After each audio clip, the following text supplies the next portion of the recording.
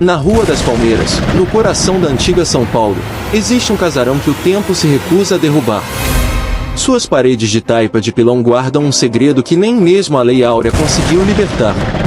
Entre 1875 e 1888, mais de 200 escravos viveram e morreram entre estas paredes. Hoje, moradores da região juram que suas almas ainda vagam pelos corredores escuros, cantando lamentos que ecoam desde o fim da escravidão. Mas esta não é apenas uma história de fantasmas. É o relato real de como a crueldade deixou marcas tão profundas que nem a morte conseguiu apagar. Uma dívida histórica que o Brasil ainda não conseguiu saldar. Se você quer descobrir como os fantasmas do passado continuam assombrando o presente, fique comigo até o final. Essa história vai mexer com suas convicções sobre vida, morte e justiça. Porque em março de 1888, apenas 2 meses antes da abolição, neste mesmo casarão, um menino de 12 anos chamado Inácio foi espancado até a morte diante de 200 escravos. E desde então, seu grito de agonia ecoa pelas paredes desta casa, recusando-se a silenciar. O ano era 1875. O Brasil vivia o auge do Império do Café, e São Paulo emergia como o novo centro financeiro do país. Foi neste cenário de prosperidade e modernização que o coronel Benedito Alves dos Santos, barão do Café do Vale do Paraíba, tomou uma decisão que selaria o destino de centenas de vidas. Na elegante Rua das Palmeiras, o coronel adquiriu um terreno de 2.000 metros quadrados. Mas o que ele mandou construir não era apenas uma residência urbana da elite cafeeira. Era algo inédito e sinistro. Uma fazenda urbana completa, com senzalas para abrigar 200 escravos no coração da capital. A construção durou 3 anos. 24 cômodos na casa principal, jardins elaborados, cocheiras para 20 cavalos. E nos porões e construções anexas, alojamentos para a maior concentração de escravos domésticos da capital paulista. Quando o casarão ficou pronto em 1878, os vizinhos observaram uma movimentação estranha. Caravanas de carroça chegavam durante a madrugada, trazendo homens, mulheres e crianças acorrentados. Era a mudança forçada de famílias inteiras que deixavam as fazendas do interior para servir na nova propriedade urbana. O coronel havia criado um sistema diabólico de exploração urbana. Durante o dia, grupos de escravos saíam para trabalhar em obras públicas, retornando ao anoitecer com salários que eram integralmente roubados pelo senhor. Outros trabalhavam dentro da propriedade, mulheres na costura e lavanderia, homens na carpintaria e torrefação de café. A rotina era militarmente controlada. Às 5 da manhã, um sino despertava todos os moradores das senzalas. Após uma refeição miserável de farinha e café aguado, os grupos se dividiam conforme suas funções. O trabalho só terminava às 10 da noite, quando todos se recolhiam aos alojamentos superlotados. Os vizinhos se acostumaram com os sons que vinham do casarão. Durante o dia, martelos batendo, máquinas de costura funcionando sem parar, conversas em dialetos africanos. À noite, cantos melancólicos que pareciam lamentos, orações sussurradas em línguas desconhecidas. O que nenhum vizinho imaginava é que estava presenciando os últimos anos de um sistema que em breve seria abolido, mas cujas marcas permaneceriam gravadas para sempre nas paredes daquele casarão. Entre todos os funcionários do Coronel Santos, nenhum era mais temido que João Vara de Marmelo. Mulato claro de olhos verdes, João havia conquistado a confiança do patrão através de uma crueldade meticulosa que mantinha os 200 cativos em submissão absoluta.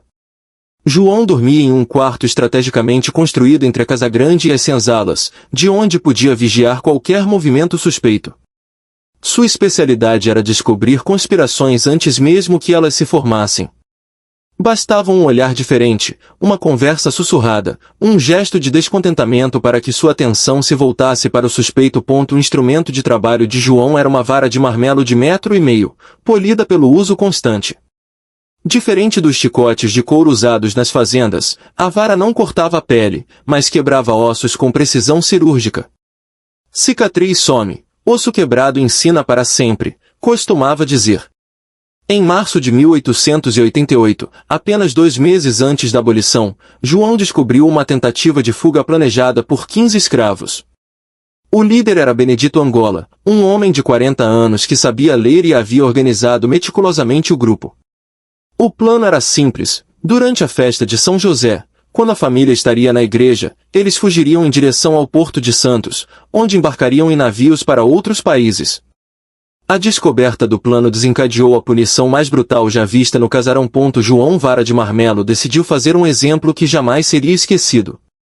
Os 15 conspiradores foram amarrados no pátio central, diante de todos os outros escravos que foram obrigados a assistir o que aconteceria com quem ousasse sonhar com liberdade. A sessão de tortura durou 3 horas. João quebrou metodicamente 2 dedos de cada fugitivo, começando pelos mais jovens para que os gritos servissem de advertência aos mais velhos. Benedito Angola, como líder, recebeu tratamento especial, teve os 2 pés destroçados para nunca mais poder correr. Mas o pior ainda estava por vir. Entre os castigados estava Inácio, um menino de apenas 12 anos, filho de uma das cozinheiras. A criança havia sido incluída no grupo não por vontade própria, mas porque seu irmão mais velho, um dos conspiradores, não queria deixá-lo para trás. Quando chegou a vez de Inácio, algumas escravas começaram a chorar e implorar clemência. João Vara de Marmelo interpretou isso como sinal de fraqueza que poderia contaminar a disciplina geral. Decidiu que o menino receberia o castigo mais severo de todos, para que ficasse claro que idade não era proteção contra a justiça do Senhor. A vara de marmelo desceu sobre o corpo pequeno de Inácio com uma violência que horrorizou até mesmo os escravos mais endurecidos pelo sofrimento. O menino gritava, implorava, prometia nunca mais desobedecer. Mas João Vara de Marmelo havia perdido qualquer vestígio de humanidade. Após 15 minutos de espancamento, o menino parou de gritar. Após 20 minutos, parou de se mover.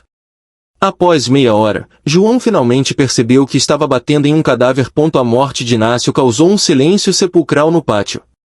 200 escravos observavam o corpo destroçado da criança, compreendendo que haviam testemunhado não apenas um assassinato, mas o marco de crueldade daquela casa.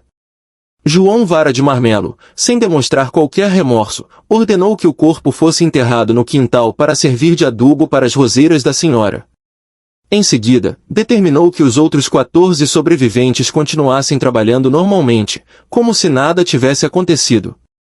Mas algo havia mudado definitivamente no casarão dos Santos. 2 semanas depois, em 13 de maio de 1888, a Lei Áurea seria assinada. Mas para os escravos do casarão dos Santos, a liberdade chegaria tarde demais para salvar quem havia morrido naquele pátio ensanguentado. O que ninguém imaginava é que a profecia de Maria Benedita se revelaria literal. Os gritos de Inácio realmente continuariam ecoando por mais de um século, recusando-se a silenciar até que justiça fosse feita. A manhã de 13 de maio de 1888 amanheceu diferente em São Paulo. Sinos tocaram por toda a cidade, foguetes estouraram no céu, multidões se reuniram nas praças para celebrar a assinatura da Lei Áurea. A escravidão havia sido oficialmente abolida no Brasil. No casarão da Rua das Palmeiras, contudo, a notícia chegou como uma bomba que ameaçava explodir a estrutura de poder cuidadosamente construída pelo Coronel Santos. 200 escravos livres da noite para o dia? Onde está minha indenização? Quem vai pagar pelos 40 anos que investi nesta propriedade humana? Bradava o coronel, caminhando de um lado para outro do escritório como um animal enjaulado. A primeira decisão foi trancar todas as portas que davam acesso às senzalas. Se os escravos eram oficialmente livres, o coronel argumentava que eles poderiam sair quando quisessem, mas não levariam nada que pertencesse à família Santos. Isso incluía as roupas que vestiam, os utensílios que usavam e, principalmente, qualquer ideia de vingança pelos anos de cativeiro. João Vara de Marmelo recebeu ordens explícitas, manter todos os ex-escravos confinados até que a família decidisse o que fazer.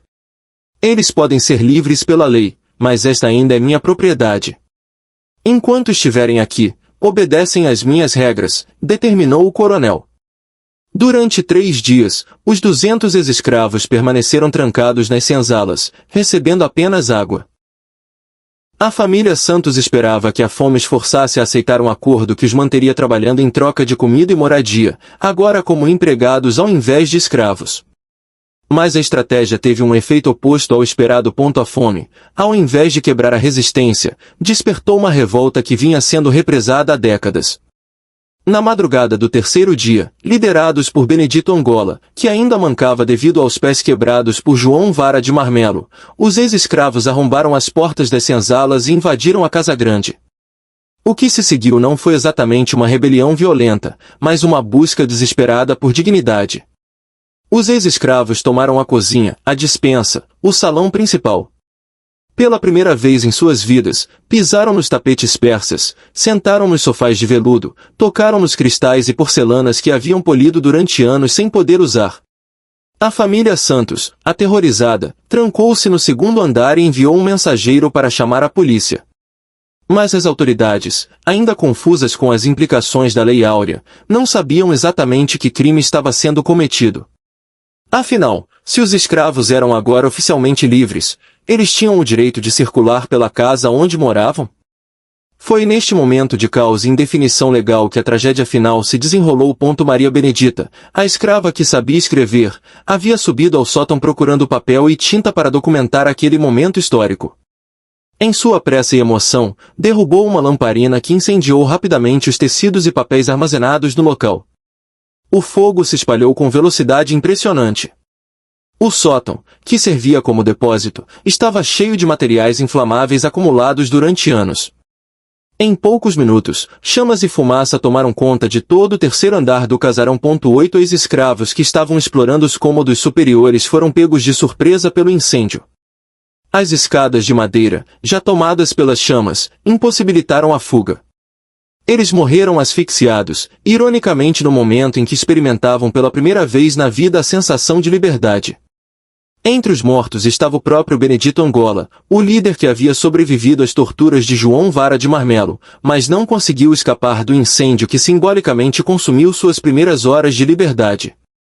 Quando os bombeiros finalmente controlaram o fogo, a família Santos tomou uma decisão que selaria o destino do casarão. Abandonaram a propriedade imediatamente, sem nunca mais voltar. Deixaram para trás não apenas um imóvel danificado pelo incêndio, mas também os corpos dos 8 ex-escravos e a memória de 200 vidas que haviam sido exploradas naquelas paredes.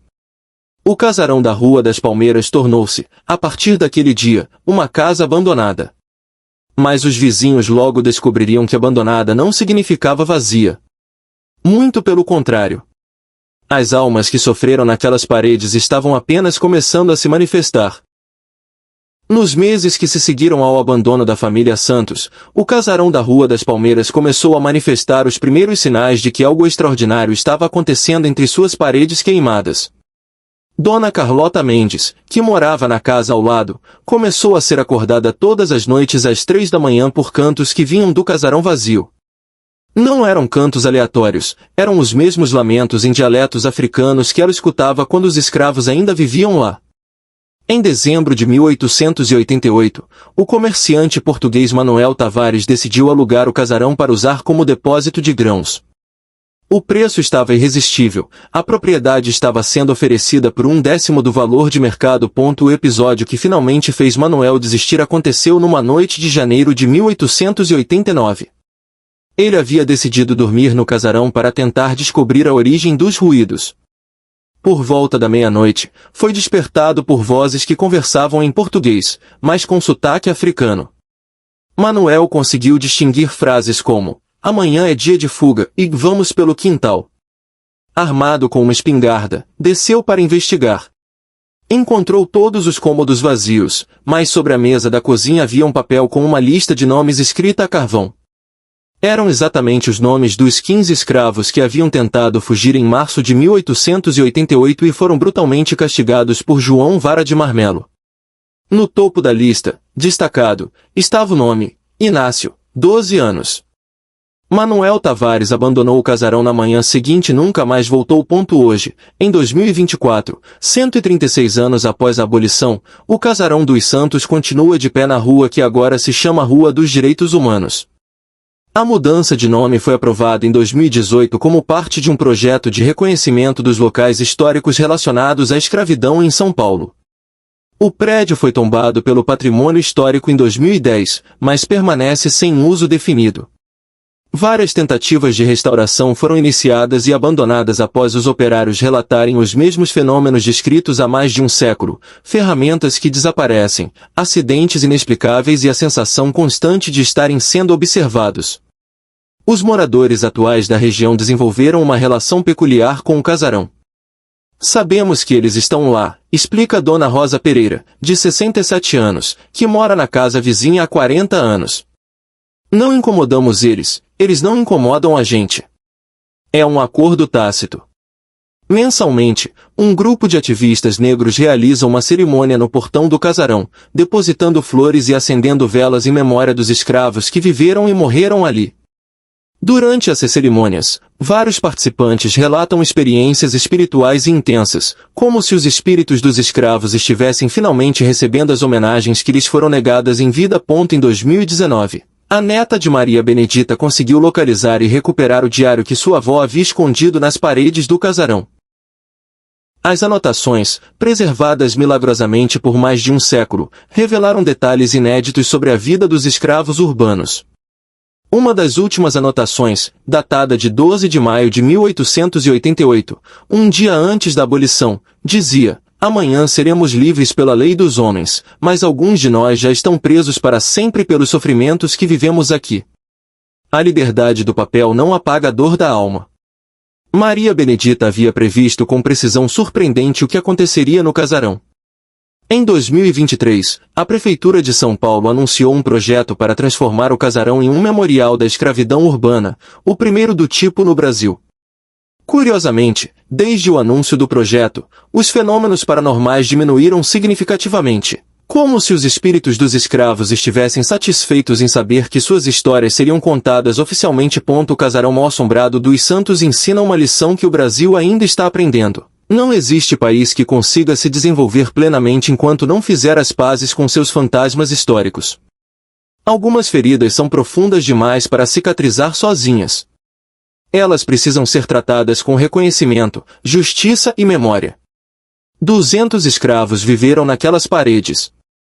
200 seres humanos que tiveram seus nomes, suas histórias e sua dignidade roubados por um sistema que os tratava como propriedade.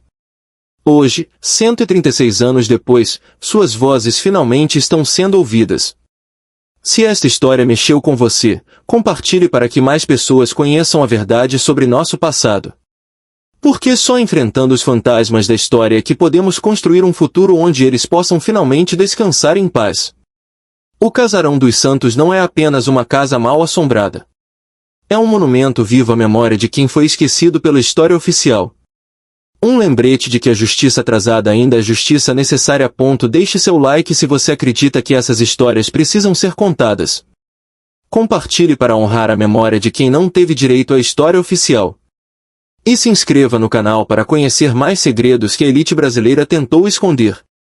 Juntos, mantemos viva a memória dos que não podem mais falar por si mesmos.